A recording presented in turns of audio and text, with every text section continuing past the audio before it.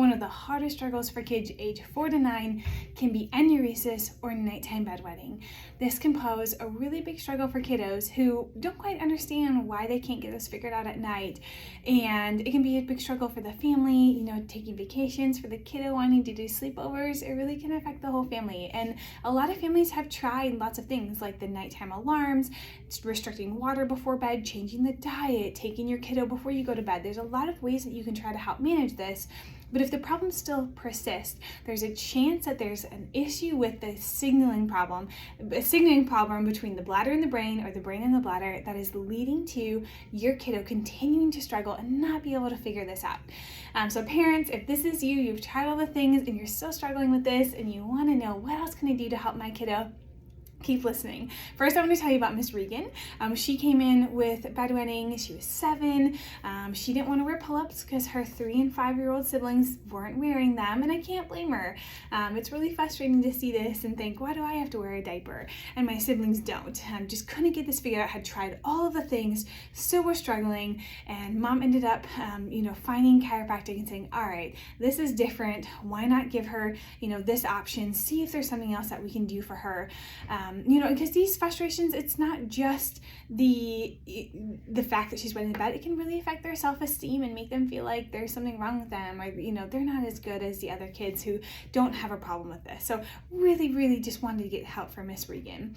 So when we look at the nervous system, it is that master control of the body that's going to tell all the other systems what to do, where to go. That communication is so important, especially when we're looking at something like holding the bladder or releasing the bladder. If a child is struggling with a stressed out nervous system, it's no surprise that the brain and the bladder have a little bit of trouble communicating with each other.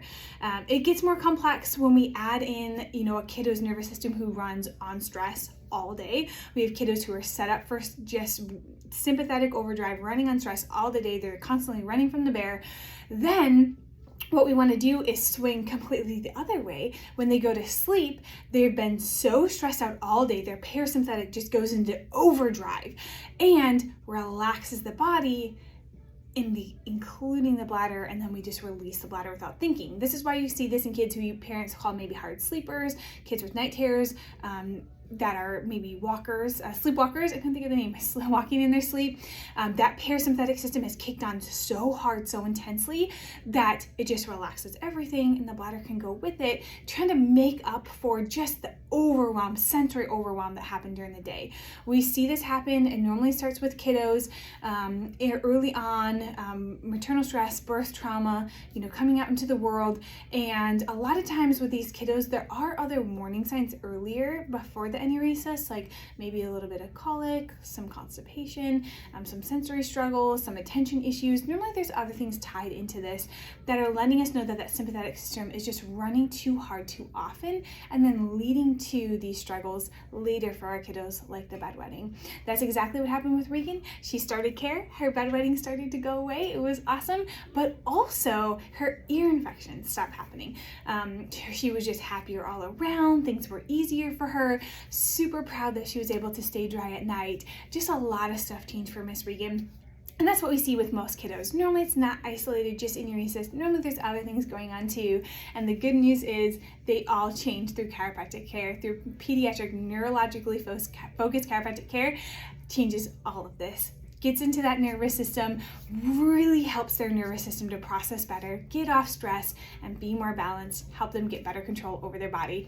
If you are listening to this and you want to know more, you want to learn more, you want to know how this works, I've got a great article up on my website. It's linked here in the caption or in our bio on Instagram. Read that article, send us a message, comment below, send this to your friends and family who need to hear it, and know that we are waiting here for you and your kiddo with hope, help, and answers.